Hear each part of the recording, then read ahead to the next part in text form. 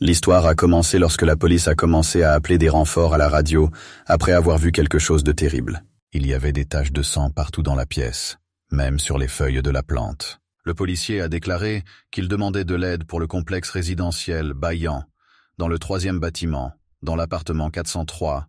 Il a également ajouté qu'il y avait eu un meurtre sanglant dans le bâtiment et qu'il y aurait un survivant. Ce survivant s'est avéré être un homme complètement taché de sang et il y avait 2 cadavres autour de lui. La police a crié à la radio qu'elle demandait de l'aide, tandis que l'homme survivant s'est mis à pleurer. 1 an après l'incident, l'histoire recommence avec les transports publics, de nombreuses personnes y voyagent.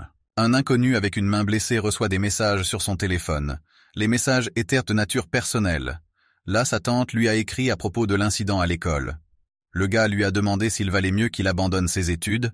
Elle a répondu qu'il ne devait pas s'inquiéter et qu'elle réglerait tout. Après avoir vu les messages de sa tante, les larmes ont commencé à lui monter aux yeux.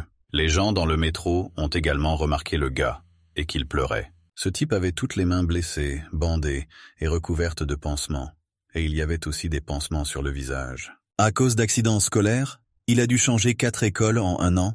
Il est déjà gêné de causer autant de problèmes à sa tante en changeant d'école. Ce type avait un nom. Il s'appelait Baek Kangwon. Il était né dans une famille ordinaire mais très bonne.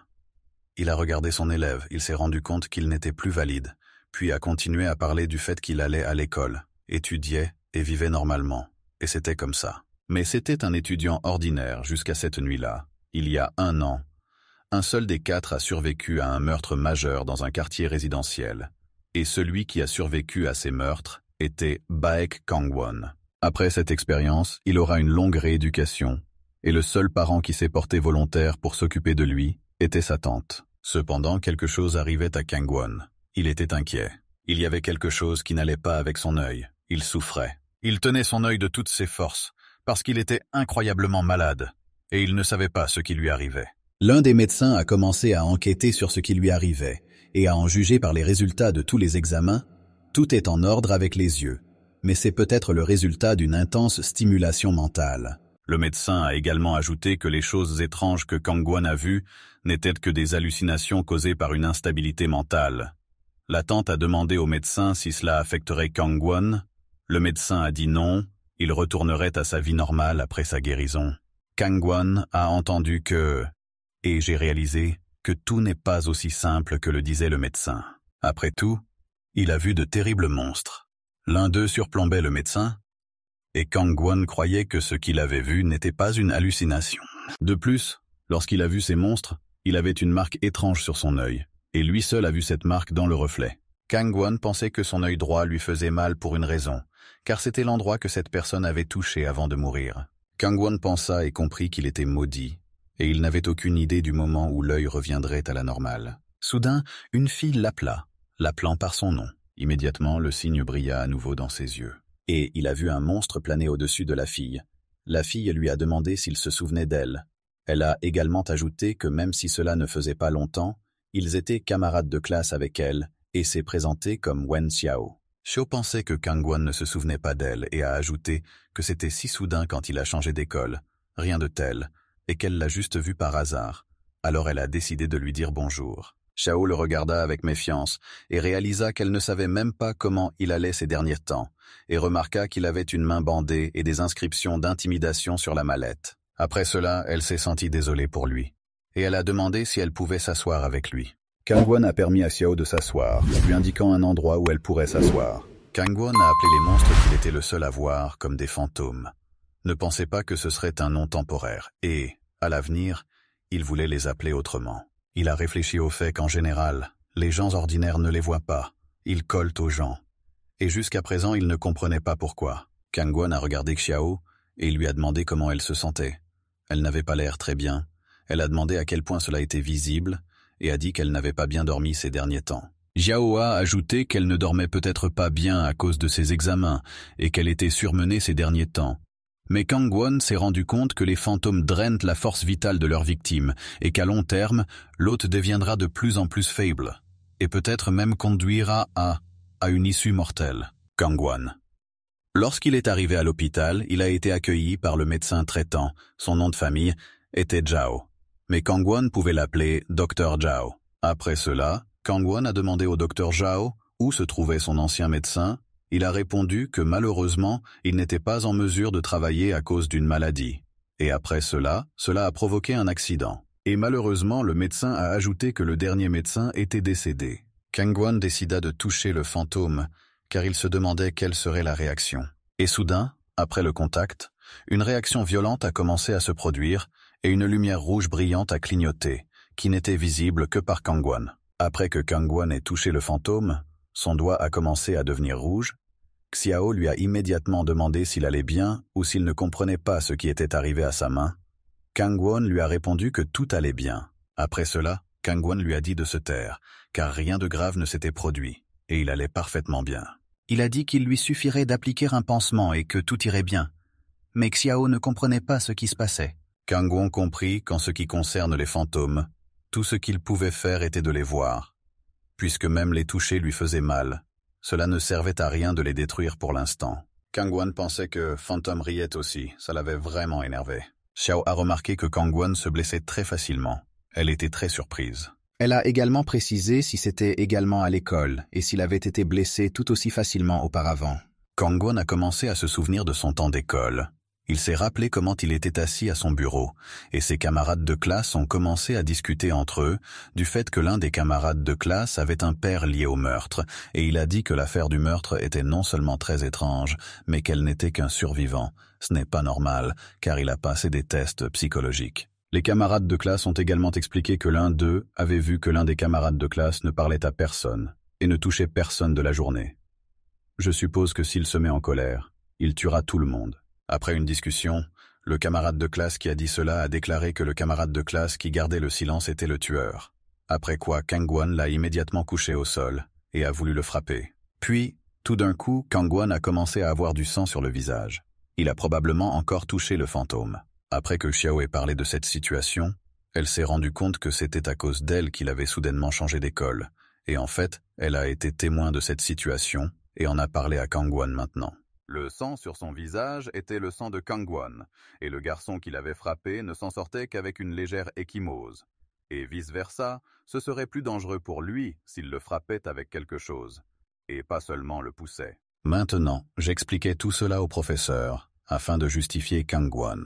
Mais les parents des enfants, comme s'ils en avaient assez entendu de certaines rumeurs, se sont unis et ont organisé une émeute parce que l'enseignante a dit à Xiao de ne pas intervenir. Elle regardait ce qui se passait et a été choquée par le comportement des parents. Elle s'est également excusée auprès de Kangwon et a ajouté qu'elle avait toujours voulu s'excuser auprès de lui et que si elle avait fait plus, il n'aurait pas eu à être transféré et elle était vraiment désolée. Kangwon l'a remerciée. Il ne s'attendait vraiment pas à ce qu'elle fasse cela et il le protégerait vraiment devant le professeur et les parents et l'aiderait dans cette situation. Kangwon a dit qu'elle ne devrait pas s'excuser auprès de lui, mais qu'il devrait plutôt la remercier pour sa gentillesse. Il a dit que dans ce monde, il est impossible pour les bonnes personnes de se blâmer, ce qui est tout simplement scandaleux, car il ne devrait pas en être ainsi. Il lui a dit de ne pas s'inquiéter pour lui et que tout irait bien. Kangwon réfléchit au fait que puisqu'il était capable de voir les fantômes, il essayait de trouver un moyen de débarrasser les possédés du fantôme.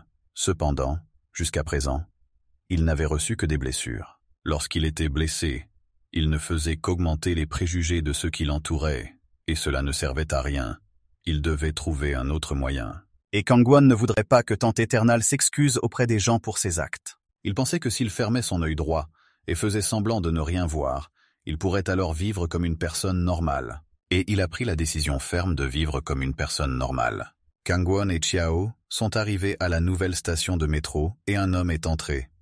Xiao a dit que si elle pouvait faire quelque chose pour l'aider, il devrait lui faire savoir qu'il avait besoin d'aide. Mais toute l'attention de Kangwon était concentrée sur l'homme, avec l'énorme fantôme qui le surplombait. Xiao ne comprenait pas pourquoi Kangwon regardait fixement à un moment donné, et il pensait qu'il n'avait jamais vu une telle chose, et c'était définitivement très mauvais. Kangwon a pris la décision de partir immédiatement. Il a crié que cela devait être fait très rapidement. Mais les portes se sont soudainement fermées plus tôt que prévu, et de nombreuses personnes n'ont pas pu sortir de la voiture. Elles n'ont pas compris pourquoi les portes se sont fermées si rapidement, et ont demandé d'attendre pour que tout le monde puisse sortir. Kangwon savait que quelque chose n'allait pas, et il réfléchit à ce qu'il devait faire ensuite. La situation exigeait une décision rapide, il ne comprenait pas quoi faire, car les autres ne voyant pas cet énorme mot fantôme. Ce fantôme essayait clairement de piéger tout le monde, pensa Kangwon, tandis qu'il surplombait une personne et enroulait ses tentacules rouges autour de lui. Soudain, le fantôme a commencé à enrouler ses tentacules autour du wagon, créant simultanément des cocons à partir de la substance rouge. L'une des personnes a parlé au téléphone et a regardé l'heure. Il a dit qu'il serait en retard à cause d'une panne de métro et qu'il ne pouvait rien y faire. La substance rouge coulait juste derrière son col. Puis, par surprise, il a immédiatement laissé tomber son téléphone portable. Le fantôme a commencé à s'emparer complètement de cette personne, en faisant son esclave et en se multipliant ainsi. Les passagers ont remarqué que l'une des personnes était tombée malade et est tombée au sol. Ce fantôme est tombé sur beaucoup de monde. Alors, il a commencé à prendre possession de toutes les personnes qui étaient dans le métro. Les gens ne comprenaient pas ce qui leur arrivait. Après tout, cela n'était jamais arrivé auparavant. Kangwon a vu que quelque chose d'anormal se passait. Il a réfléchi à ce qui était arrivé à la porte du métro et comment l'ouvrir. A vu que beaucoup de gens commençaient à tomber et il a réalisé qu'il ne s'était pas simplement évanoui. Il s'agissait d'un fantôme inhabituel que Kangwon avait vu pour la première fois, et il allait aspirer l'énergie vitale de tout le monde. Kangwon n'avait jamais rencontré un tel fantôme, capable de renverser autant de personnes, leur aspirant toute leur force vitale. Et si cela continuait, alors dans une voiture fermée, au pire, il pourrait mourir. Conscient de la possibilité de sa mort, il réfléchit à la marche à suivre. Kangwon a remarqué que même le fantôme qui se trouvait sur Xiao était effrayé par l'énorme fantôme et avait rétréci 10 fois. Soudain, Kangwon remarqua un petit garçon qui demanda à sa mère ce qui lui était arrivé et pleura. Kangwon était indigné que personne n'ait aidé l'enfant. Xiao a demandé si l'enfant souffrait de quelque chose et si cela valait la peine d'aller le voir. Mais la mère d'un enfant innocent était possédée par un fantôme, et il ne pouvait pas s'en empêcher, et il se contentait de regarder cela se produire. Kangwon savait qu'il ne servait à rien de se précipiter, et qu'il ne pouvait en aucun cas résister au fantôme. Mais Kangwon pensait aussi qu'il aimerait au moins sauver son camarade de classe. Il pensa au fait que toutes les personnes à bord de cette voiture, y compris lui, finiraient par être arrêtées de toute façon. Soudain, il courut vers l'enfant, et commença à le sauver de l'attaque du fantôme, afin qu'il ne puisse pas prendre possession de lui. Il a demandé à l'enfant comment il se sentait, si tout allait bien pour lui, si quelque chose le blessait. L'enfant le serra dans ses bras avec gratitude, car il savait que Kangwon l'avait sauvé. Dans son esprit, Kangwon pensait simplement à éviter le fantôme ensuite, et dit à l'enfant que tout irait bien. Il l'emmènerait simplement dans un endroit relativement sûr. Mais le fantôme planait juste au-dessus de Kangwon et de l'enfant, et voulait les dévorer tous les deux. Il réalisa que le fantôme commençait à les poursuivre, et pensa qu'il n'aurait pas le temps de lui échapper. De façon inattendue, une fille est apparue dans la voiture portant une cagoule. Elle sortit un livre inconnu avec des hiéroglyphes incompréhensibles, sur lequel se trouvait une cloche en forme de fleur. Elle a dit que c'était une amulette noire. Elle ouvrit l'amulette noire et dit de la détruire. Après un sort de cette fille, le fantôme a été complètement détruit. La substance rouge a été éclaboussée partout à cause du meurtre. Enthousiaste, elle regarda le fantôme et réalisa qu'elle l'avait tué. Mais soudain, la jeune fille réalisa qu'elle avait manqué. Kangwon pensait qu'elle les avait sauvés avec un bébé. Il pensait qu'elle pouvait aussi voir le fantôme. Le fantôme a recommencé à attaquer la fille, et il s'est avéré qu'elle ne l'a pas vu, et il l'a frappée de son cou. Xiao a demandé comment se sentait Kangwon. Il lui a demandé de prendre également soin du bébé, et lui a dit de rester où elle était, et de ne pas bouger. Il a examiné la situation dans la voiture, et s'est rendu compte que de plus en plus de personnes perdaient connaissance. Il vit que cette fille n'avait pas encore été attrapée, et pensa que c'était peut-être à cause des talismans noirs. Kangwon lui a crié de faire attention, et que le fantôme était en haut à gauche. La jeune fille l'écouta et attaqua aussitôt le fantôme. Ici, le fantôme n'a plus que des morceaux, et il semble qu'il ait été vaincu. La jeune fille était ravie d'avoir réussi à tuer le fantôme. La jeune fille ressentit la sensation d'un coup et n'en croyait pas ses yeux. Elle regarda Kangwon et lui demanda s'il avait vraiment vu le fantôme. Il a répondu qu'il l'avait vraiment vu. La jeune fille fut surprise que ces monstres s'appellent des fantômes. Elle réalisa qu'elle avait trouvé un trésor, et que Kangwon pourrait lui être utile. Avec un sort, elle invoqua une épée. Une épée formée dans ses mains était couverte d'éclairs violets. La jeune fille demanda à Kangwon où se trouvait le fantôme, afin de le tuer avec une épée. Elle lui a dit de dire où est l'entité et elle l'achèvera. Kangwon a été surpris que la fille l'appelle les entités fantômes. Elle a ajouté que Kangwon me dise où se trouve la créature qui a tout gâché ici, du type très maléfique. La jeune fille parlait d'un fantôme géant. Kangwon l'a vu et a crié à la fille qu'il était juste en face d'elle. Il a dit que le fantôme était au-dessus de l'homme en vert et qu'il était plus près du plafond. Elle a immédiatement utilisé son épée magique, appelée la lame spirituelle de l'amulette, pour tuer le fantôme. À l'aide de son épée, elle porta un coup tranchant au fantôme qui se trouvait au-dessus de l'homme. La jeune fille a dit à l'entité de dire au revoir à la vie et lui a demandé si l'entité aimait son attaque sournoise. Kangwon pensait que parce que la fille ne pouvait pas voir les fantômes, ce n'était pas une attaque sournoise. Mais après, il a vu comment le fantôme commençait à mourir, et il était heureux d'avoir disparu. Elle en était également ravie, criant qu'elle n'avait pas ressenti cela depuis très longtemps. Kangwon pensait que c'était incroyable qu'une fille soit capable de tuer des fantômes, et elle lui dit que c'était son premier fantôme. Cependant, le gars ne comprenait pas pourquoi cette fille avait une force si incroyable et était capable de tuer des fantômes. La jeune fille était également surprise que Kangwon puisse voir des fantômes, car elle ne savait pas que c'était possible auparavant. La fille a poussé Kangwon sur le siège et a commencé à lui demander son nom, et il s'est présenté à elle. Elle s'est présentée comme étant Yu Hwaran, et a dit à Kangwon que le premier être qu'il a vu n'était pas un fantôme. Il était inanimé. Après cela, Hwajan a proposé de coopérer avec Kangwon, et s'il n'était pas d'accord, elle lui arracherait les yeux et les prendrait pour elle. Soudain, Kangwon a commencé à se remémorer la situation qui s'était produite il y a 1 an. Il a demandé à la personne impliquée dans le meurtre ce qui s'était passé. Il a commencé à demander à l'homme pourquoi sa mère et son père. L'étranger a dit que c'était lui. Il a ajouté que c'était lui qui avait tué son père et sa mère. Kangwon a été choqué par cela. Il ne savait pas comment réagir à cela, et ne comprenait pas comment cela était possible. Et l'étranger prit la tête de Kangwon et la pressa contre la sienne, lui disant de le regarder bien dans les yeux, et pour qu'il comprenne que l'étranger ne mentait pas. L'étranger commença à dire à Kangwon qu'il avait vu leur chair déchirée de ses propres yeux, entendu leurs supplications de ses propres oreilles, leur avait tranché la vie de ses propres mains et avec un couteau. Après cela, il a montré le couteau à Kangwon, avec lequel il a tué ses proches. Un reflet de Kangwon en pleurs y était visible. Une connaissance a ajouté que, par conséquent, il devait lui avouer. Il tendit le couteau à Kangwon et lui demanda s'il le détestait toujours autant ou moins. Kangwon a été choqué par ce qui se passait.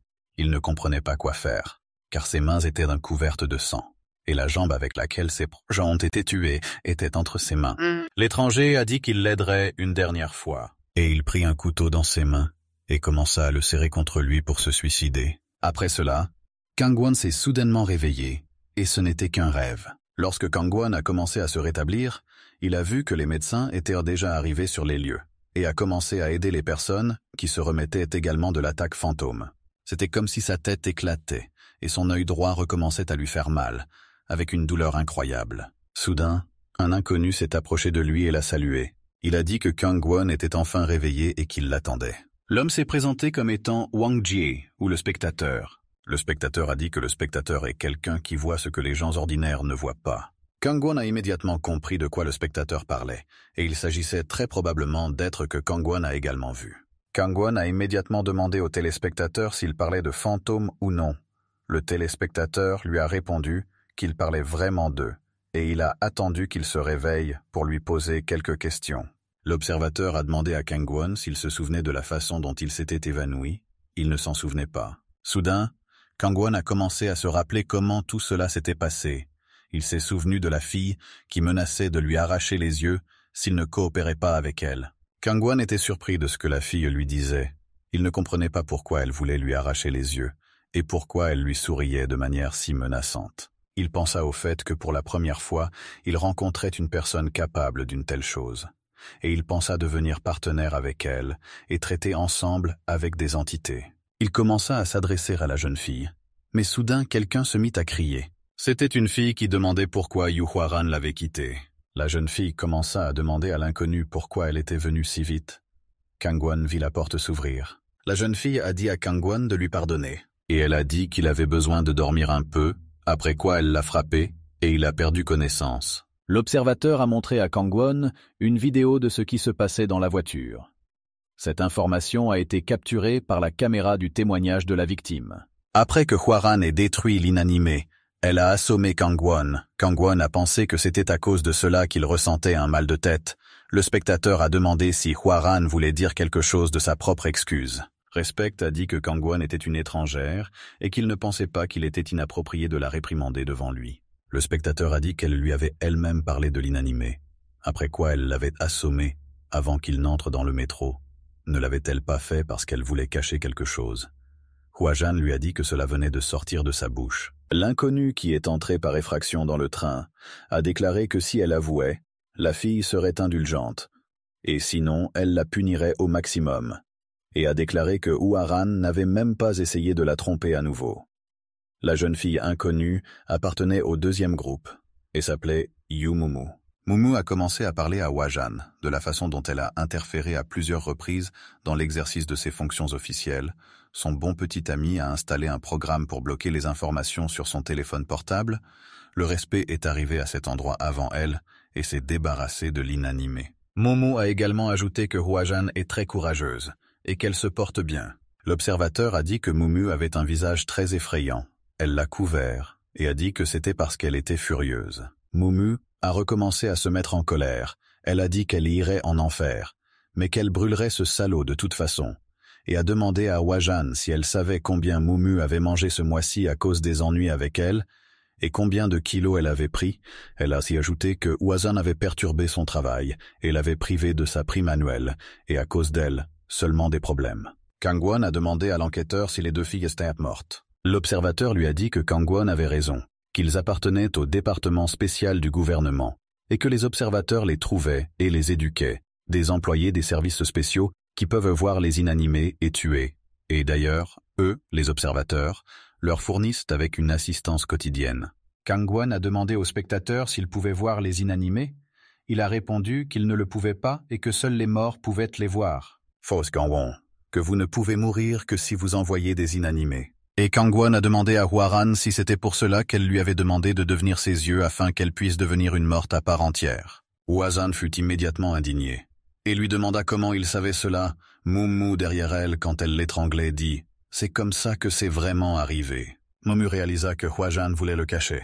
Kangwon les regardait et ne comprenait pas ce qui se passait ici. Mumu s'est présentée à lui en disant qu'elle faisait partie des morts et lui a demandé son nom. Il s'est présenté à elle en disant qu'il s'appelait Baek Kangwon. Maman lui a demandé s'il pouvait voir l'inanimé. Kangwon lui a répondu que si c'était cette chose qui était dans le métro, alors oui, il peut les voir. Mumu lui a répondu qu'il est si calme, tout comme son type, mais de toute façon, tôt ou tard, tout le monde a peur d'elle et s'en va. À la décharge de l'hôpital. Kangwon. Avec un visage impassible, il a déclaré qu'il avait déjà été à l'hôpital, regardant par derrière, et a ajouté que oui, en effet, cela était dit dans les archives. Cependant, Kangwon a compris qu'il y a beaucoup de choses dans le monde qu'il ne peut pas expliquer avec le bon sens. Et aussi, certaines choses défient la logique. Par conséquent, il réalisait maintenant qu'il n'était pas contre la coopération et souhaitait les interroger en tant qu'expert sur ce qui s'était passé. Mumu était visiblement heureuse et a demandé à Kangwon quel âge il avait. Kangwon, avec prudence dans la voix, il a répondu qu'il n'avait que 15 ans. Elle se détourna de lui et dit que c'était dommage et qu'il ne restait qu'1 an. Kangwon fut choqué par sa réponse. Il ne comprit pas pourquoi elle disait cela et lui demanda de quoi elle parlait. Elle parla des chaînes et un dessin apparut sur sa main, qui semblait être dessiné avec du sang. Immédiatement, un champ puissant s'est formé autour de lui, constitué d'éclairs rouges. Il n'a pas compris ce qui lui arrivait à ce moment-là. Son corps semblait lié par quelque chose d'invisible, et il ne pouvait même pas bouger. Mumu a dit qu'elle n'avait rien à lui dire, parce qu'il était une personne ordinaire. Donc il effacerait simplement sa mémoire, et il ne devrait pas s'inquiéter. Elle a également ajouté que sa capacité à voir l'inanimé serait également scellée, et qu'il pourrait ensuite vivre en paix. Il lui a crié qu'il n'accepterait jamais cela. Il réfléchit au fait que, même s'il avait promis de vivre une vie normale, pour le bien de sa tante, il avait dit qu'il ne voulait pas l'oublier. Soudain, son œil commença à briller. Il pensa qu'il ne pourrait pas se souvenir de quelque chose comme ça. Huajan a dit à Mumu d'arrêter et s'est approché d'elle par derrière en tenant un couteau sous sa gorge. Elle a dit que ce n'est pas parce qu'elle ne peut pas voir l'inanimé qu'elle est faible. Huajan a ordonné à Mumu de ne pas interférer avec Kangwon et a dit qu'il serait à elle. Mumu était indignée et regarda Huaran. Elle ne s'attendait pas à ce que Huaran la menace. Le spectateur tapota et dit que ce serait suffisant. Il a souri et a ajouté que cette procédure était prescrite par le gardien et a déclaré qu'il ne devrait pas se battre ici. Cette pièce est réservée au personnel et ne devrait pas poser de problème, après quoi il a retiré le sort qui était sur Kangwon, ajoutant que ce type est spécial Et il le signale au chef, je ne déciderai pas quoi faire de lui. De plus, l'observateur a ajouté que Warren s'était débarrassé d'un inanimé sans autorisation.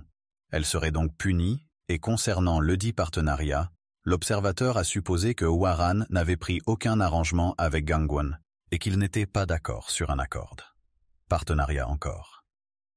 Partenariat. L'observatrice a déclaré que si elle souhaite inviter quelqu'un dans l'équipe, elle doit alors travailler dur pour prouver la sincérité de ses intentions. Warren s'est penchée vers Kangwon et a dit qu'elle s'excusait pour ce qui s'était passé dans le métro. Et elle a plaisanté en lui arrachant l'œil. Et elle a dit que cette fois, elle l'inviterait sérieusement, si cela ne le dérange pas, et lui demanderait s'il aimerait devenir son partenaire. Kangwon a été choqué par sa suggestion. Mais avant qu'il puisse y réfléchir, le téléphone du spectateur et Mumu ont reçu des messages indiquant qu'un nouvel inanimé avait été trouvé. Mumu a déclaré qu'il s'agissait d'une mission urgente et a ordonné aux deux hommes de rester dans le bureau et de ne pas le quitter, et a demandé à l'observateur de lui donner les coordonnées de l'inanimé. L'observateur a dit que c'était la région de Dongbusan, qui n'était pas loin d'ici, et que dans 15 minutes ils y seraient. Kangwon a entendu cela et leur a demandé si c'était vraiment Busan. Mumu a demandé quel était le problème et ce dont il avait besoin. Parce qu'ils étaient pressés, Kangwon a dit que sa tante habite là-bas. Soudain, Kangwon a commencé à appeler sa tante, mais elle n'a pas répondu. Et il a pensé qu'elle devrait définitivement être à la maison maintenant. L'opératrice a dit à l'appelant de rappeler plus tard, car il n'y avait aucune connexion avec lui. Il y a eu un appel sur le téléphone de ma tante, mais le téléphone était couvert de sang et personne ne pouvait le décrocher. Il y a 1 an, les événements se sont déroulés dans la salle d'interrogatoire, et l'interrogatoire a eu lieu. Kangwon, interrogé, a posé des questions sur la personne sur la photo. Il faisait partie des morts.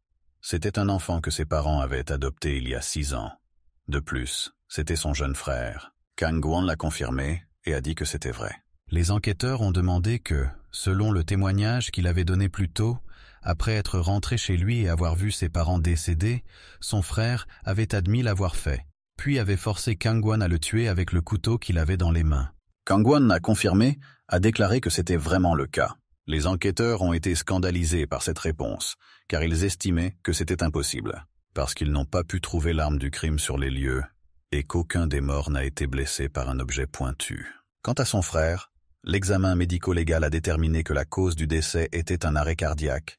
Il n'y avait pas de blessure mortelle due à un coup au cœur dont parlait Kangwon. Kangwon a été choqué par cette réponse, car il croyait vraiment l'avoir tué avec un couteau. Les enquêteurs ont également déclaré que son frère était mort avant ses parents. Il n'avait donc aucun moyen de les tuer. Kangwon a été choqué par la réponse des enquêteurs. Les enquêteurs ont également ajouté qu'ils étaient préoccupés par l'état psychologique de Kangwon. Et étant donné qu'il avait un alibi, ce qui suffit, alors ils peuvent le laisser partir. Kangwon a commencé à crier. Elle a dit que s'ils disent qu'il était mort avant, comment est-ce possible? Kangwon a crié qu'il était évident qu'il l'avait tué de ses propres mains. Les enquêteurs ont déclaré qu'Oni n'avait aucune réclamation contre Kangwon et espéraient qu'il suivrait d'abord une psychothérapie. Il les regarda et fut surpris qu'il l'envoie suivre un cours de psychothérapie. Kangwon a crié à Mumu et aux surveillants de l'emmener avec eux, puisque sa tante vivait dans ce bâtiment. Mais il ne peut pas la contacter maintenant. Mumu a dit qu'il n'allait pas là-bas pour jouer à des jeux, et même s'ils étaient inanimés, Kangwon ne serait d'aucune utilité. Il interviendrait seulement en se plaignant que sa tante n'avait pas été sauvée. Il commença à se rappeler comment sa tante l'avait aidé, et comment elle l'avait sauvé dans cette situation. Il a dit qu'il ne lui restait plus qu'une tante et les a suppliés de l'emmener avec eux. Wajan a dit à tout le monde que s'ils y vont ensemble, ils y vont ensemble, et elle veut y aller aussi. Mumu a immédiatement commencé à en vouloir. Wajan a déclaré que tant qu'elle serait avec lui, la sécurité était assurée et la mission ne serait en aucun cas affectée. Et elle a ajouté que s'il ne les emmenait pas avec eux, ils s'y rendraient secrètement, et personne ne pourrait les arrêter. En conséquence, ils sont tous partis ensemble pour une mission urgente, car le spectateur a décidé de les emmener avec lui. Kangwon a remercié Warren de l'avoir aidé à les accompagner. Respect lui a dit que s'il lui était vraiment reconnaissant, alors laissez-le réfléchir à son offre de devenir partenaire. Mumu lui a dit de ne pas accepter de manière aussi frivole, sinon il le regretterait plus tard. Se battre avec l'inanimé n'est pas un plaisir d'enfant. Mumu a commencé à parler du fait que dans le bâtiment de Busan, selon les informations du gardien, les cas de disparition d'habitants sont devenus plus fréquents au cours du mois dernier, et peu importe combien d'enquêtes ont été menées, il n'y avait aucun indice. C'était un vrai maison cannibale. La police a vu une voiture s'approcher du bâtiment. Soudain, en regardant hors de la voiture, qui a commencé à marcher vers le bâtiment, le policier lui a dit qu'aucun étranger n'était autorisé et lui a demandé de s'écarter. Le gardien s'est présenté à lui a montré son insigne et lui a dit qu'ils étaient envoyés par le gouvernement. Le policier a été choqué par l'importance de cette tâche, car il n'avait jamais vu de Rangers appelés à une tâche auparavant. Après cela, il a dit que le gardien et son équipe passeraient. Le gardien lui a demandé de décrire brièvement la situation. Le policier a dit qu'hier, 2 policiers enquêtaient sur l'affaire de disparition. Il y a environ 1 heure. Ils ont été informés que quelque chose n'allait pas avec la maison, tant à l'intérieur qu'à l'extérieur. C'est pourquoi il a été décidé de se tourner vers lui. Le gardien a demandé si toute la maison avait été évacuée ou non. Le policier a répondu que toute la maison avait été évacuée. « Écoute, j'ai demandé à Mumu quelle était la situation dans ce bâtiment. Elle m'a répondu que leurs affaires allaient mal. Il y avait une sorte de brume violette autour du bâtiment. Mumu dit que c'était un gros type et demanda à Kangwon s'il pouvait le voir aussi. Kangwon regarda le bâtiment et vit qu'il y avait un énorme objet inanimé. C'était dans l'esprit de Kangwon qu'il n'y avait rien à craindre et qu'il n'avait rien à craindre. Jusqu'à présent, il avait vu tellement d'inanimés qu'il ne pouvait pas les compter. Mumu a ordonné à tout le monde d'entrer dans le bâtiment et il a pensé qu'il n'aurait qu'à les suivre et à s'assurer que sa tante était en sécurité. Soudain, lorsqu'ils sont entrés dans le bâtiment, Kangwon et Mumu ont vu une énorme mare de sang sur le sol. Kangwon s'est immédiatement souvenu de la situation qui était arrivée à ses parents il y a 1 an. Il y avait la même mare de sang. Le gardien lui a dit de se calmer, car ce n'était pas la même maison dans laquelle il se trouvait il y a 1 an. Le surveillant a ajouté que certains inanimés créent un tel environnement pour effrayer les gens. Il n'est pas nécessaire que ce soit du True Blood, et ne vous trompez pas comme ça. Mumu a regardé le bâtiment et a dit qu'elle ne pouvait pas voir l'inanimé, et a demandé à son gardien ce qu'il voyait. Il a dit que la structure du bâtiment n'était pas comme prévu. Les escaliers ont disparu, et il n'y a que 2 ascenseurs. Il y avait des dessins sur les 2 entrées de l'ascenseur. Le gardien n'avait aucune idée de ce que signifiaient les dessins sur les portes, mais il n'avait pas d'autre choix que d'entrer dans l'ascenseur. Soudain, Hwazan remarqua que quelque chose arrivait à Kangwon. Soudain, il devint pâle et paniqué. Vous voyez, il a dit qu'il lui était difficile de s'adapter à la situation. C'est pour cela qu'il ne voulait pas l'emmener avec lui. Il souffrait d'un trouble post-traumatique, même s'il venait de franchir le seuil. Lorsque le gardien a décidé de faire sortir Kangwon du bâtiment, il a remarqué que la porte s'éloignait d'eux, et il a pensé qu'ils n'avaient pas bougé dès qu'ils étaient entrés. Mumu a crié que quelqu'un avait commencé à marcher vers eux. L'inanimé qui marchait vers eux dut sortir par l'une des portes de l'ascenseur. L'une des portes de l'ascenseur commença à s'ouvrir lentement, et une lumière rouge vif en sortit. La deuxième porte commença également à s'ouvrir légèrement, et une lumière rouge brillante et aveuglante en fut également visible. Toute l'équipe a été choquée par ce qui se passait, car elle ne s'attendait pas à voir 2 inanimés à la fois. Puis, tout à coup, ils furent aspirés dans l'ascenseur. En conséquence, toute l'équipe s'est retrouvée dans des ascenseurs différents, 2 personnes chacun. Mumu et Hwazan étaient ensemble dans l'ascenseur. Comme le gardien et Kangwon, ils savaient au son qu'ils étaient à droite, et a demandé à Mumu s'ils avaient quelque chose qui sortait de l'ordinaire. Maman a dit qu'il était inhabituel qu'ils puissent seulement monter, et le gardien et Kangwon n'ont pu descendre que dans l'ascenseur. Mais le gardien s'est rendu compte que cette maison de 7 étages n'avait pas de sous-sol, ce qui signifie que l'inanimé affecte l'espace. Mumu a pris l'ascenseur et a demandé dans quel appartement habite la tante de Kangwon. Il a répondu qu'elle vivait dans l'appartement 403. Mumu a dit qu'il se reverrait dans l'appartement 403. Kangwon a rappelé que pendant longtemps après la mort de ses parents, il ne pouvait pas dormir normalement. Une douleur terrifiante le rongeait de l'intérieur la nuit, et lorsqu'il était assis dans une obscurité sans fin, il était sauvé. Sa tante, elle l'aidait tout le temps. Elle le serra tendrement contre elle et le serra dans ses bras, inquiète pour lui et pour son état. Elle a parlé du fait que tout ira bien, et qu'elle sera toujours là. Après que Mumu et Kangwon aient appuyé sur les boutons de l'ascenseur, Kangwon et le gardien ont commencé à descendre. Ils arrivèrent d'abord au rez-de-chaussée, et la porte commença à s'ouvrir devant eux. Ils ne savaient pas encore ce qui les attendait.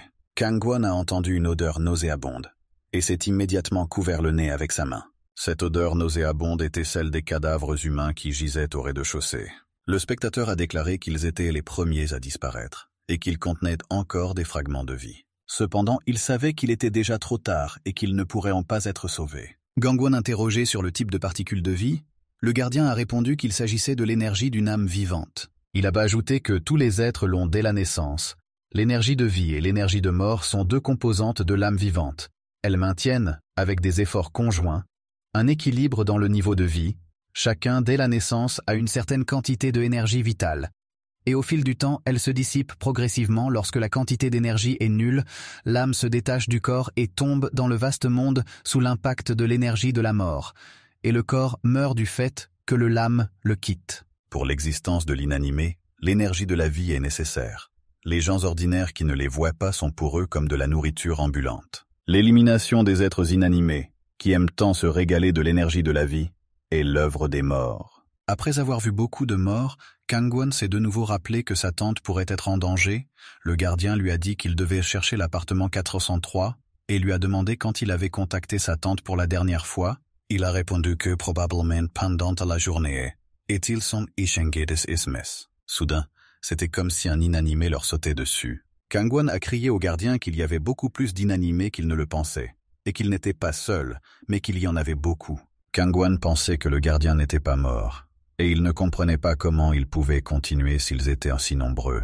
Le gardien lui a dit de ne pas s'inquiéter, et lui a demandé où ils étaient, car il ne les avait pas vus. Il jeta sa veste à Kangwon et le dit que chaque gardien, c'était un mort qui a pris sa retraite. Il commença à tirer son épée afin de tuer tous les inanimés. Kangwon ne s'attendait pas à une telle tournure des événements, mais regardez, il lui a dit qu'il s'occuperait de tout cela maintenant. Le gardien avait dans ses mains 2 lames puissantes qui scintillaient. Au même moment, Mumu a indiqué à Hwajan où se trouvaient les spectateurs. Leur Hwajan les tuait à coups puissants, alors ils ont dégagé tout le sol. Mais après cela, un autre inanimé a tenté d'attaquer Mumu. Il était tout simplement énorme. Elle lui a dit de mourir, leur Hwajan l'a tué. Les symboles sur les portes de l'ascenseur n'avaient aucune signification profonde.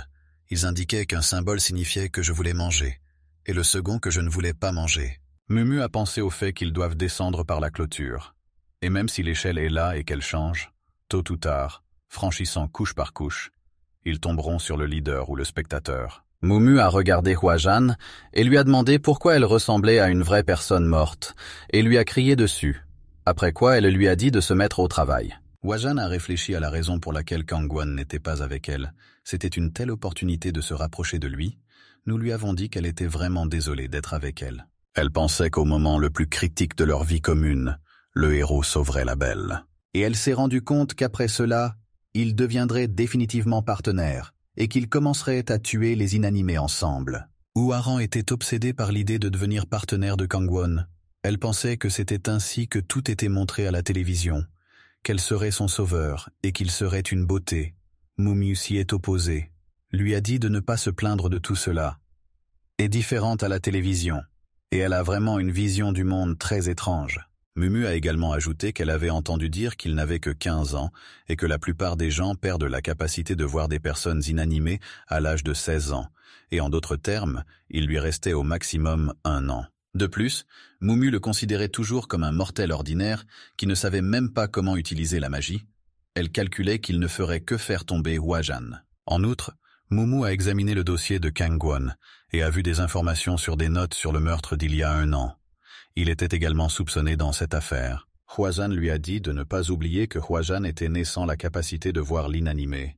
Elle a donc été qualifiée de défectueuse. Mais elle n'a pas encore accepté la participation du défectueux. Elle a donc besoin de lui et elle a dit qu'elle travaillerait en tandem avec lui. Elle lui a dit de faire ce qu'elle veut et elle s'en fiche, mais qu'elle fasse attention parce qu'il n'était pas aussi simple qu'il y paraît. Hwajan lui a demandé pourquoi elle le pensait. Eh bien, nous non plus, nous n'avons pas compris. Pourquoi il devait faire attention avec lui? Kangwon. Il y avait un gars qui était toujours déprimé, ayant l'impression que quelqu'un tirait ses ficelles et il ne pouvait pas résister. Soudain, ils entendirent une forte explosion. C'est le gardien qui a donné le signal. Il venait de plusieurs étages en dessous. Pendant ce temps, le gardien et Kangwon se battaient vaillamment contre les inanimés. Le gardien les a facilement tués, sans même s'enlacer. Kangwon était surpris de la force du surveillant. Il ne s'attendait pas à ce qu'il puisse même tuer un inanimé. Il se rendit compte qu'il ne pouvait l'aider d'aucune façon, à l'exception de quelques indices. Et Kangwon s'est rendu compte que les gardiens sont bien plus forts que la moyenne des morts. Après cela, au signal du gardien, Mumu et Hwajan sont arrivés. Ils ont demandé si tout allait bien pour eux. Ils étaient heureux de se voir et ont remarqué que l'appartement 403 était à proximité. Il voulait se dépêcher pour s'assurer que sa tante était en sécurité, faire rapidement le travail et rentrer chez eux. Soudain, Kangwan s'est rendu compte que tout s'était trop bien passé, et il a pensé qu'il avait peut-être raté quelque chose, tandis que Mumu parlait avec le gardien et a convenu qu'il vérifierait les lieux. Kangwan se souvient des paroles du gardien selon lesquelles ce bâtiment de 7 étages n'avait pas de sous-sol, ce qui signifiait que l'inanimé affectait l'espace. Et Kangwan s'est rendu compte que ce n'était peut-être pas la salle 403, mais le piège. Tout d'un coup, ils n'ont pas remarqué que quelque chose d'inconnu se passait. Hwa-Jan et Kangwan ont été aspirés dans le mur, et il ne restait que leur manteau. C'était un problème, c'était en fait la chambre 404. Dès qu'ils heurtèrent le mur, ils tombèrent au sol. Et Kangwan entendit une voix familière, c'était la voix de sa tante. Soudain, il a commencé à pleurer en regardant sa tante et Hwa-Jan l'a serré dans ses bras. Hwa-Jan lui a demandé de se calmer et de répondre à ce qui s'était passé et à ce qu'il avait vu. Kangwan a vu que la tante s'était transformée en une énorme créature sans visage, qui avait le visage d'une tante et une énorme bouche avec des dents rouges. Hwa-Jan lui a demandé s'ils avaient vu la même chose. Le visage de tante a commencé à changer radicalement. Ses yeux sont devenus noirs, et des veines ont commencé à dépasser sur son visage. Kangwan ne s'attendait pas à voir cela car il pensait pouvoir sauver sa tante. La créature avec le visage de la tante était énorme et planait juste au-dessus de Kangwan et de Hwa-Jan. Hwa-Jan réalisa que ce n'était qu'une illusion et utilisa sa magie pour porter un coup dévastateur au monstre géant. « J'ai fait de la magie en face de ma tante. Je comprends que ce n'est qu'une illusion. » Le monstre s'est ouvert et il s'est mis à crier très fort avec un son assourdissant. Kangwan a commencé à s'inquiéter parce qu'il pensait que Hwa-Jan était en train de tuer sa tante. Après cela, elle lui a pris le visage et lui a dit de le regarder de plus près, car ce n'était pas une tante. Elle a ajouté qu'il ne fallait pas le tromper. Et elle le voit aussi, ce qui veut dire qu'il ne s'agit pas d'un véritable inanimé. Elle lui répéta qu'il avait regardé attentivement et avait vu de qui il s'agissait réellement. Il utilisa son œil droit pour voir de qui il s'agissait réellement. Son œil commença à briller de flammes violettes. L'illusion s'est dissipée, et Kangwan a immédiatement réalisé de qui il s'agissait réellement. Après cela, l'inanimé a pris sa forme réelle et a commencé à se cacher pour tenter d'attaquer. L'inanimé ressemblait à une petite et grosse chenille aux dents rouges. Il se cachait entre le canapé et la table basse. Hwa-Jan a invoqué l'épée avec magie pour porter un coup dévastateur au gros inanimé. Après avoir tenté de le frapper, il a immédiatement pénétré le mur et a tenté de disparaître. N'ayant pas le temps de frapper le gros inanimé, Hwa-Jan réalisa qu'il avait disparu. Kangwan a dit qu'elle ne l'avait pas frappé parce qu'il avait escaladé le mur. Hwa-Jan lui a dit qu'il était trop intelligent. Kangwan s'est rendu compte qu'il ne devait pas baisser sa garde, et il n'a aucune idée du moment où il les attaquera à nouveau. Après cela, Hwa-Jan a remarqué une personne derrière elle. La personne qui était allongée dans les escaliers s'est avérée être la tante de Kangwan.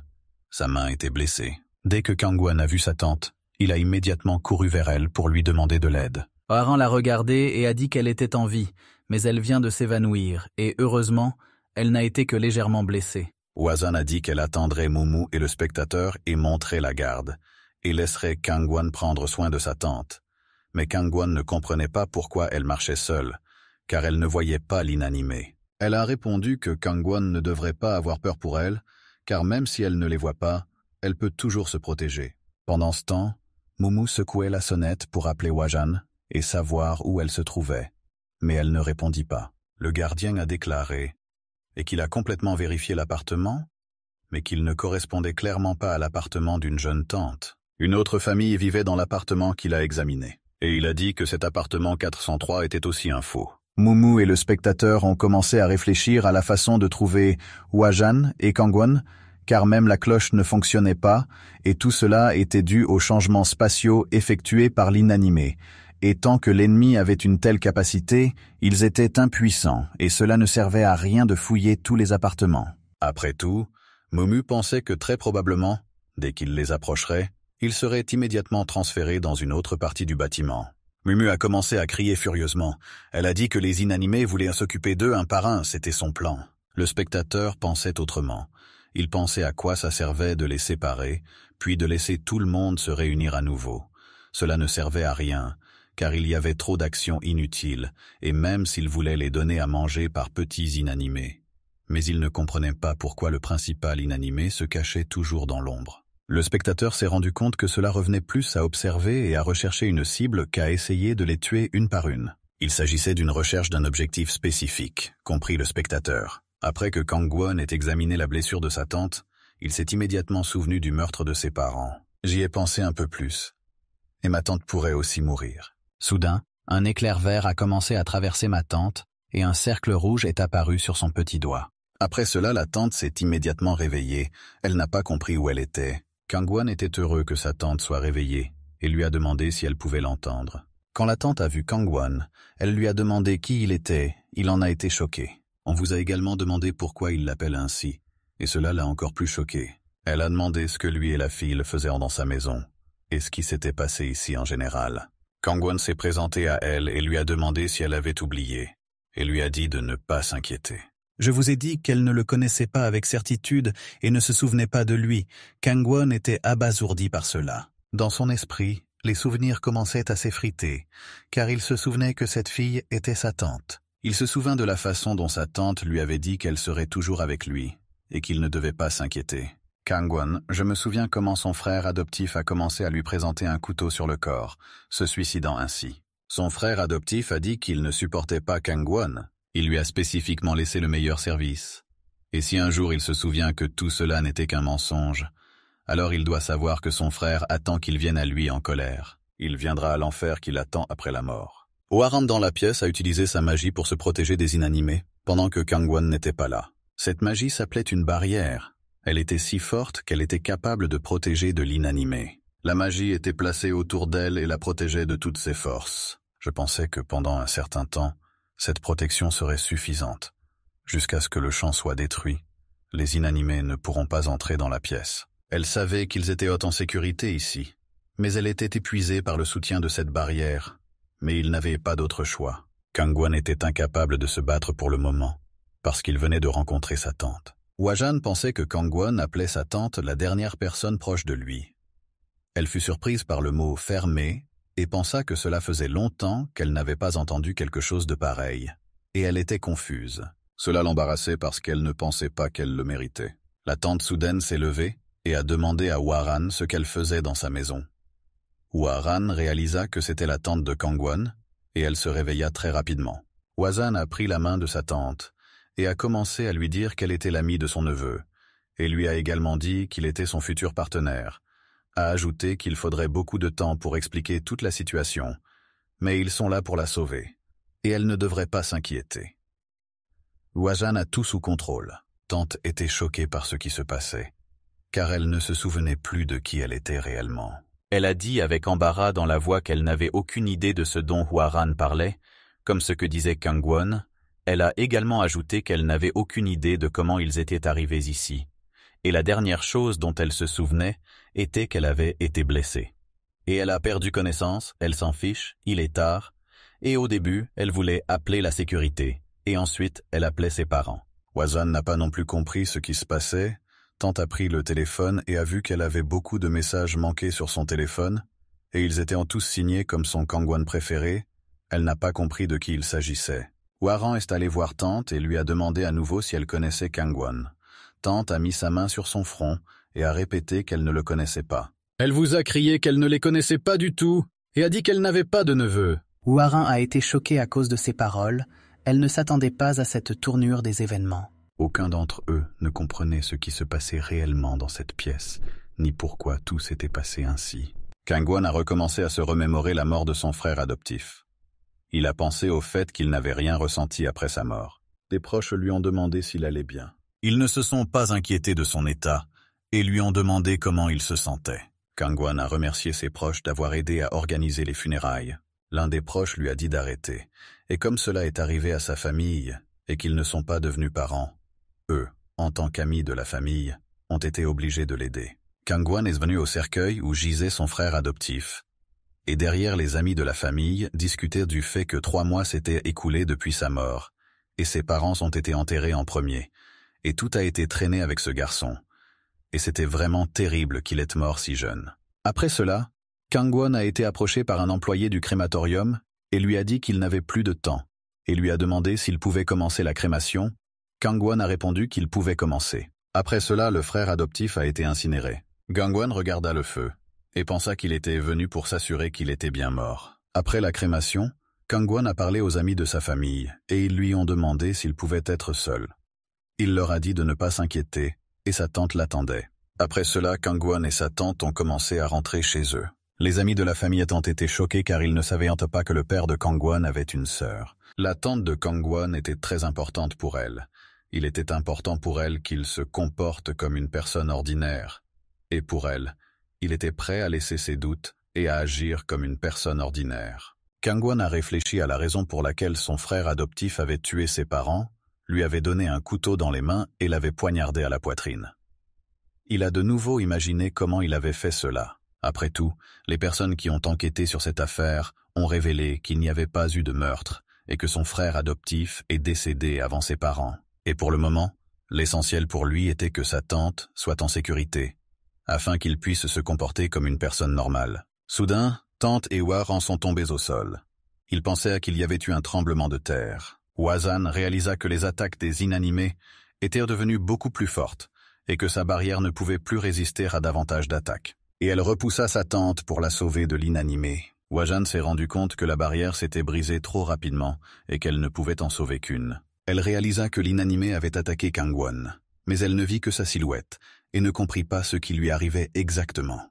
Kangwon s'est protégé avec sa main de l'inanimé et lui a demandé s'il était son objectif dès le début et lui a demandé de le dire. Soudain, son œil a commencé à briller d'une lumière rouge et de nombreux éclairs ont commencé à en sortir. Le monstre ne s'attendait clairement pas à ce que Kangwon soit capable de l'arrêter d'une seule main. Hwa-jan et sa tante en ont également vu un inanimé. Hwa-jan ne comprenait pas pourquoi elle le voyait et pensait qu'elle ne faisait que l'imaginer. Kangwon tenait puissamment l'inanimé dans sa main. L'arrêtant, il lui dit qu'il ne pouvait plus s'échapper. Il a commencé à serrer de plus en plus la chair de l'inanimé, le blessant ainsi très fort, et il a dit à l'inanimé qu'il le renverrait en enfer. Hwa-ran a sorti son épée magique et a déclenché une attaque tonitruante sur l'inanimé, lui infligeant un coup dévastateur. Une partie du corps du monstre s'est immédiatement envolée, se dissolvant dans les airs. Hwa-ran a demandé à Kangwon s'il allait bien et comment il pouvait résister au pouvoir d'un être aussi inanimé. Kangwon la regarda et réalisa qu'il voulait devenir partenaire avec elle. Après quoi, il lui en parla. Cependant, Kangwon avait une condition.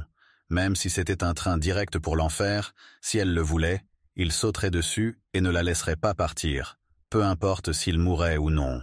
Hwa-ran le regarda avec un sourire et accepta sa seule condition. Quand ils sont tous sortis, la tante a commencé à dire à la police qu'un monstre était apparu dans sa maison. Tante a également dit qu'elle ne savait pas où le monstre avait disparu, mais elle a dit qu'elle l'avait vraiment vu. Ma tante avait très peur et elle ne comprenait pas pourquoi personne ne me croyait. Un inconnu s'est soudainement approché de ma tante et lui a demandé si elle avait peur du monstre. Elle lui a immédiatement crié qu'il ne pouvait en être autrement. Après cela, un inconnu masqué l'a touchée et lui a dit qu'après ce contact, elle oublierait tout simplement tout. Mumu et le gardien ont regardé les actions de cet homme et elle a demandé au gardien s'il s'occuperait également du reste ou non, regarderait, ou a répondu qu'il avait répondu oui. Voire aussi ajouter qu'il y a très peu de gens comme cet homme, à savoir ceux qui savent faire de telles choses. Momo pensait que si le gardien sentait qu'il était difficile pour une personne d'accepter ce qui s'était passé, alors il agirait, même si elle avait personnellement un avis différent. L'homme masqué a déclaré que son travail était terminé, et il a ajouté qu'il devrait penser à fournir un récit détaillé de ce qui s'était passé. L'homme était également un gardien et un suppresseur de mémoire. Soudain, la cloche du suppresseur de mémoire s'est mise à sonner. Après cela, un petit inanimé s'est soudainement envolé vers lui. Cet enfant était assis juste sur son épaule, l'homme a dit de ne pas s'inquiéter pour lui, c'était l'inanimé le plus bas qui a été cultivé à la maison, et il n'est capable de faire de mal à personne et n'est utilisé que pour le travail. Mumu l'a regardé et a dit qu'elle en avait entendu parler pour la première fois, et a ajouté qu'il ne l'avait pas vu.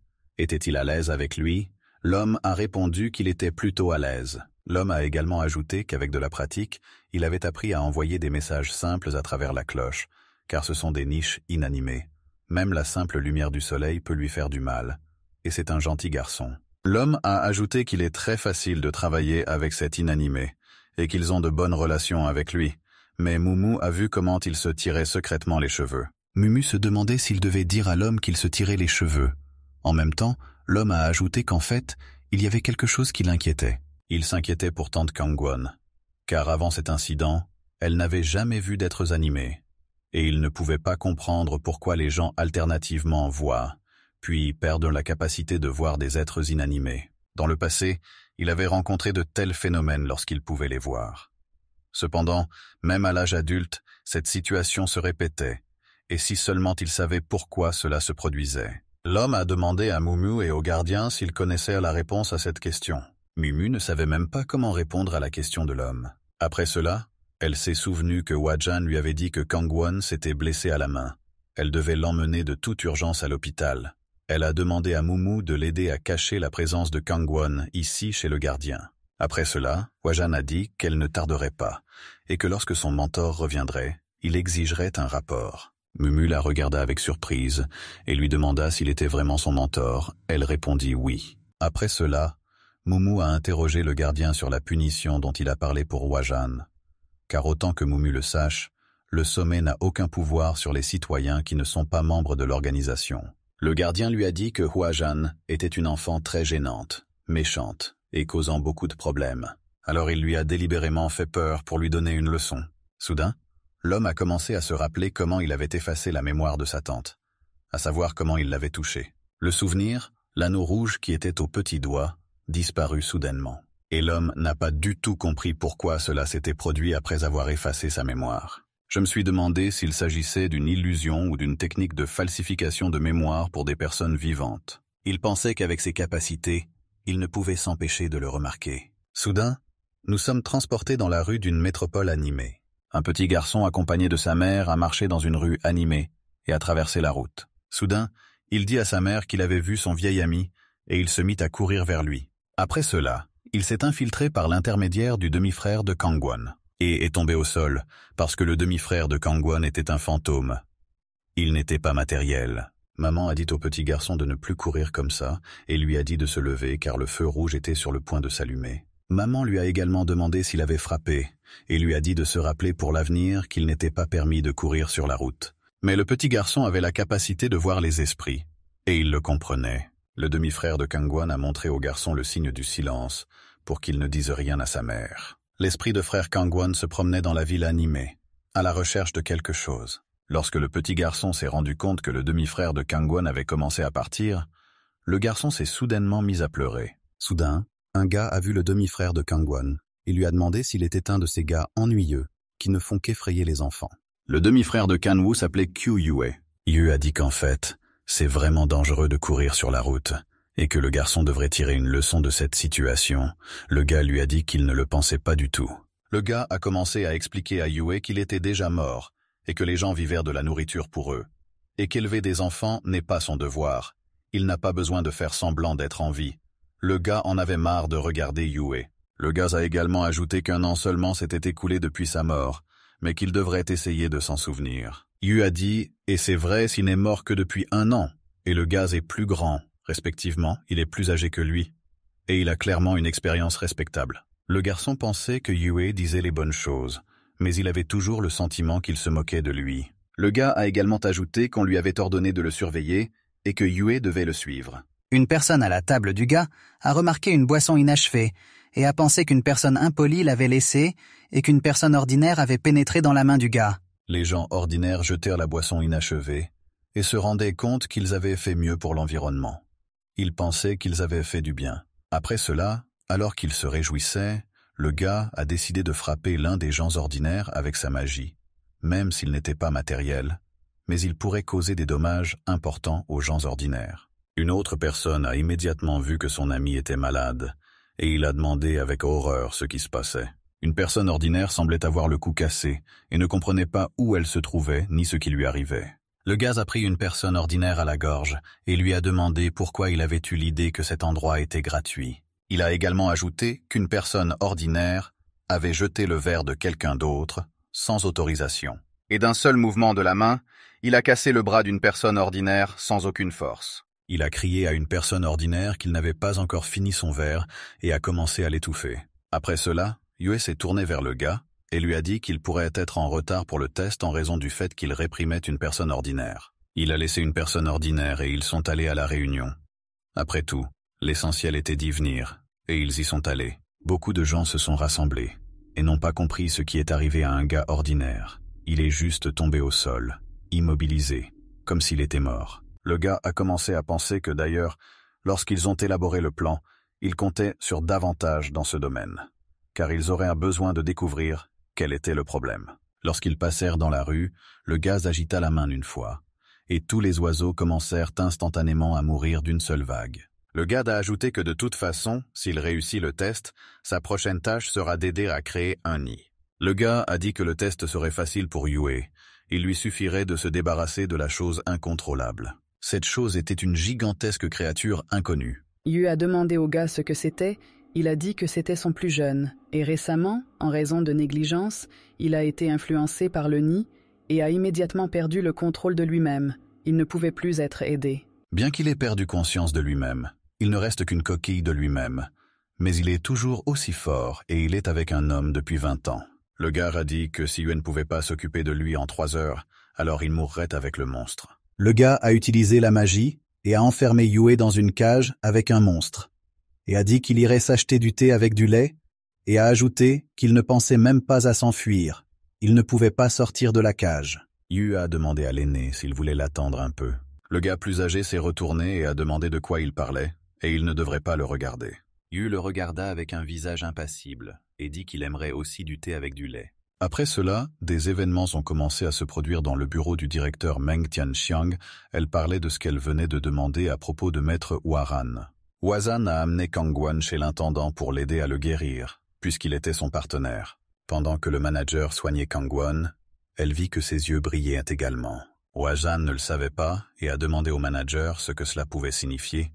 Le manager a répondu qu'il s'agissait d'un cas très rare, et plutôt d'une légende. Le directeur a commencé à raconter la légende selon laquelle un œil a été remplacé par une personne vivante. Un œil qui est initialement apparu dans l'au-delà, rempli de l'énergie des morts. Toutes les tentatives pour mener une telle expérience se sont soldées par la mort. Mais cet enfant a survécu et vit. Avec eux, c'était un vrai miracle. L'œil physique de Kangwan a été remplacé, ce n'est même pas une greffe. Mais l'œil n'a pas été remplacé au niveau de l'âme. C'est quelque chose qui était associé à la mort, d'où le nom d'œil des morts. Le manager a également ajouté que Kangwan a probablement traversé beaucoup de choses, mais elle ne sait pas vraiment de quoi cet œil est capable, puisqu'il n'y a rien dans ses dossiers. Huaran se souvint qu'avec l'œil de Kangwan, elle était également capable de voir l'un des fantômes qui les attaquait. La gérante a déclaré que c'était sa capacité à aider les autres à voir l'inanimé, ceux qui n'en sont pas capables.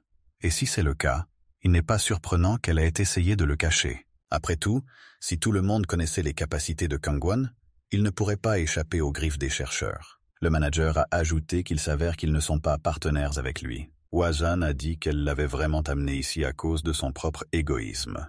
Mais elle a également ajouté qu'elle pensait aussi qu'il aimerait être un cobaye. Elle a également dit qu'en passant, si possible, elle aimerait qu'il soit plus libre.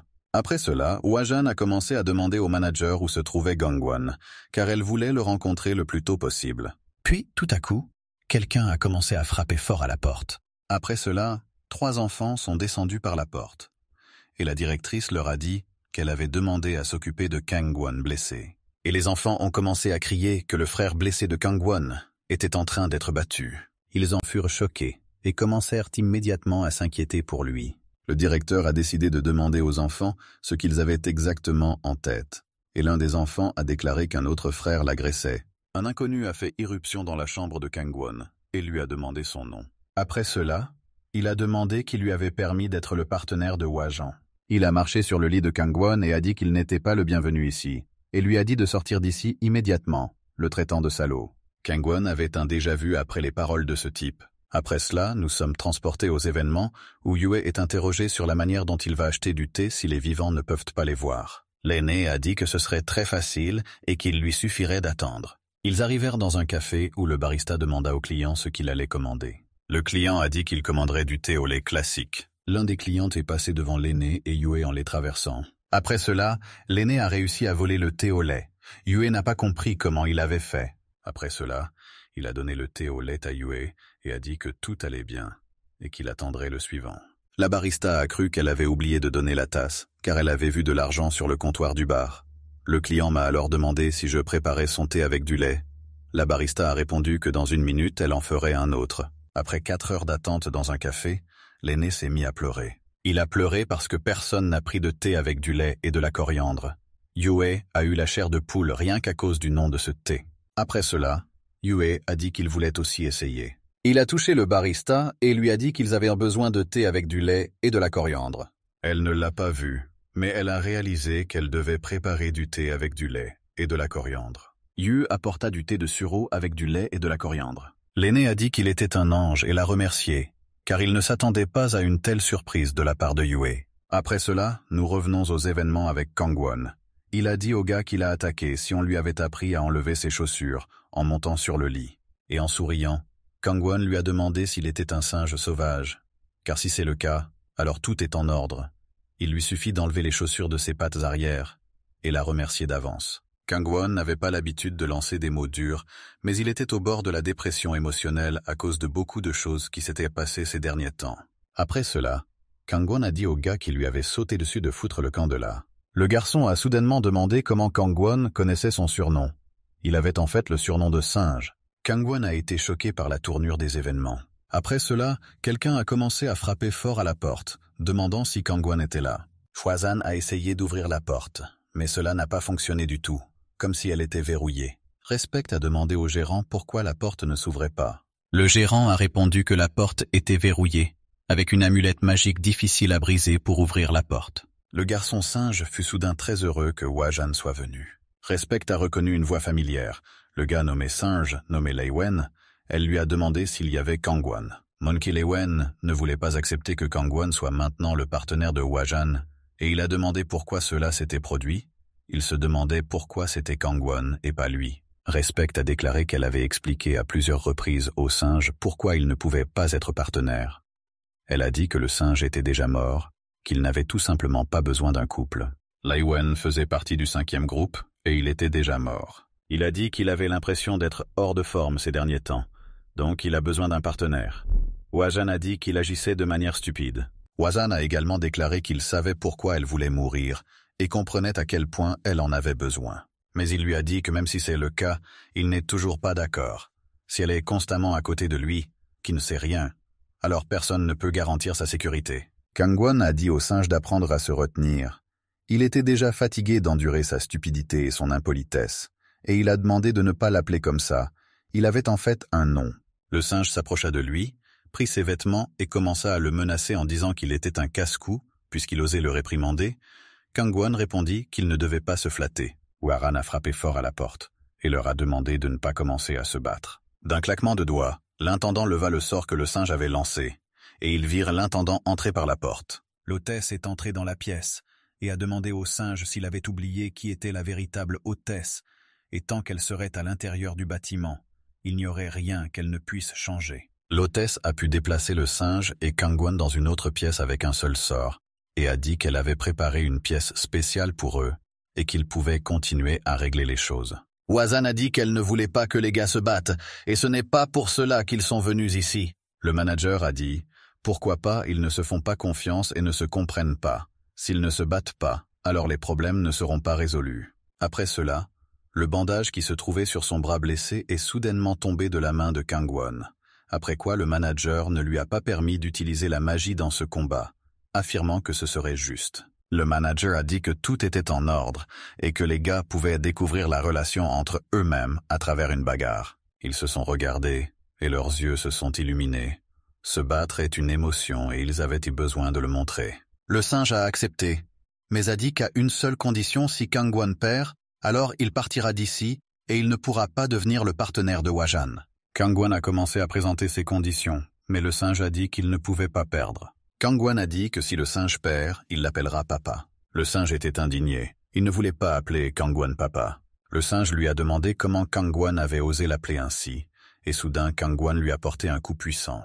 Le singe revint de lui, mais il ne s'attendait pas à ce qu'ils aient déjà commencé une bagarre. Kangwon a de nouveau porté un coup dévastateur. Le singe ne s'attendait pas à ce que Kangwon soit si fort. Dès le deuxième coup, le singe tomba aussitôt au sol.